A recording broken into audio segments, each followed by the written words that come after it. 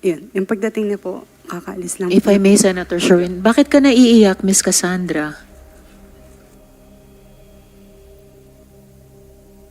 Nung time na yun, kakawala lang ng mom ko, sorry.